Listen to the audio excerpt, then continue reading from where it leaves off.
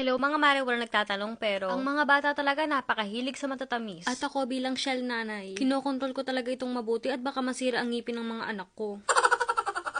At ayan na nga, at inilabas ko na ang green pepper na magsisilbing protective casing at pwede rin kainin, di ba? Kaibang cupcake talaga ang gagawin natin kasi frosting lang ito. Wala ngang cakey thing, kinemerot bam. At ang magiging frosting nga natin ay ayan, saging. Napakadaling gawin lang nitong cupcake na to. Simple lang naman ang step, ayan, lamugin mo lang dyan. At pag ganun-ganun nga lang, ayan, parang ready na ang ating frosting. At dahil may pagkamaarte tayo, ayan, kumuha na din tayo ng strawberry. Di na yan 2 piraso, tas hati-hatiin mo lang siya. 3 nga pala ang aking chikiting patrol, pero ayan, iisang cupcake lang ang gagawin natin. Dahil ang gusto ko nga ay maghating kapatid silang 3. O kasing madalas silang kumakain ng mga matatamis. Alam nyo na mga mare ko, iniingatan ang ngipin. Mabalik nga tayo sa ating ginagawa, parang pwede na ang ating strawberry. Kaya naman ihahalo na natin siya sa ating frosting na ginawa. Alam mo yun, para magkaroon ng konting texture ang ating frosting. Texture, hindi mo kinaya. At ayan nga mga mare ko, halu-haluin lang natin ito. At ayan, at isasalin ko na nga sa kinemerot bambam na yan. Hoy, hindi ako bakeries, wag mo akong i-judge, hindi ko alam ang mga tawag. Habang tinutuloy ko nga ang proseso, Diyos ko, ang footage hindi natin na i-save. Kaya ayan mga mare ko, surprise, tapos na ang ating cupcake. Yahoo! Parang kulang nga sa dating, kaya dagdagan na natin ng strawberry sa tuktok. At ayan nga mga mare ko, parang mas nagugustuhan ko pa nga siya ngayon. Pero hindi ko naman itatanggi, medyo malata ang ating frosting. Kaya ayan nga, at kumuha na ako ng kutsara. At wait pa pala tapos mga mare ko, ayan, naisipan ko nga lagyan pa ng isang malaking strawberry sa tuktok. Yummy. Yummy. Yummy.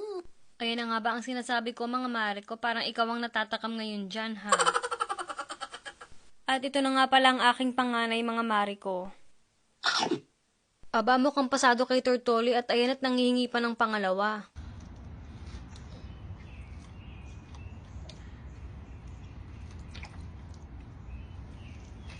Teka nga muna Tortoli, at ito dito mula ako kay Tortili. Kailangan ay magpantay-pantay kayong 3.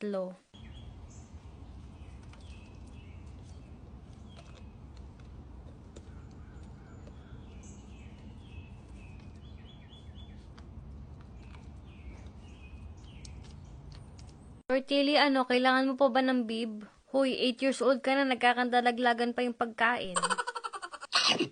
At ito mga mare ko, tawagin naman natin ang aking bunso na si Tortali. Hoy, may bit-bit ka pang damo dyan sa bibig mo.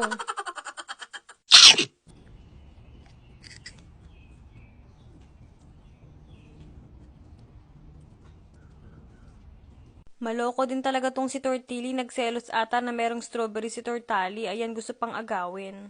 Teka lang kasi Tortili, si Tortali muna. 3 kayo, isa lang ako, saglit lang. Hala, pumadyak pa nga at nagalit. Ito ang hirap kapag ang mga anak mo apurado, ayan si Tortoli nagtampo na naman. Pero kapag sinabi mo ng pagkain ay magiging marupok yan, kita nyo naman.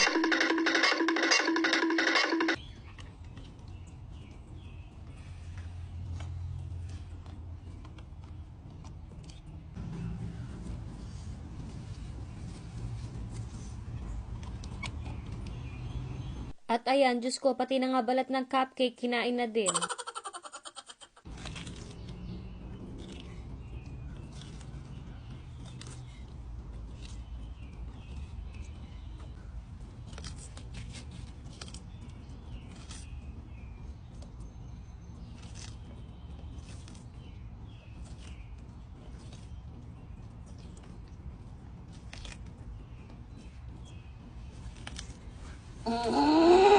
Ano ba, nanggigigil ka ba, Tortoli?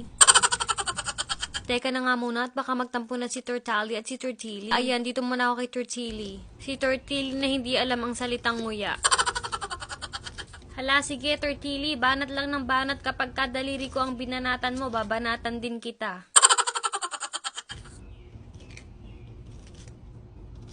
Hoy, nguya. Nguya naman, uy. Huy, sinasabihan ka lang. Okay, last time. Oo na nga, hindi na, at hindi na rin muna kita papakainin. Dito muna ako kay Tortali.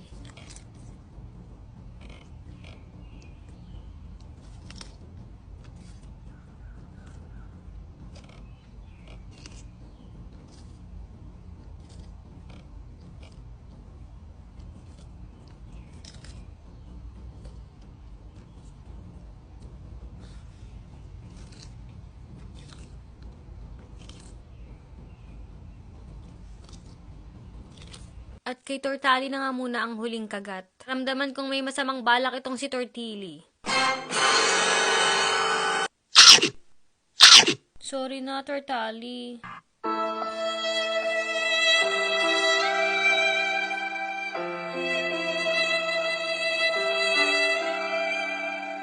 Huwag kang mag-alala, Tortali. Dadalan kita ng ekstrang pagkain mamaya. Secret lang. La, nagalit. Ali, wag na galit. Kukuhanan na lang kita ng pagkain mamaya. At buti naman at sumunod.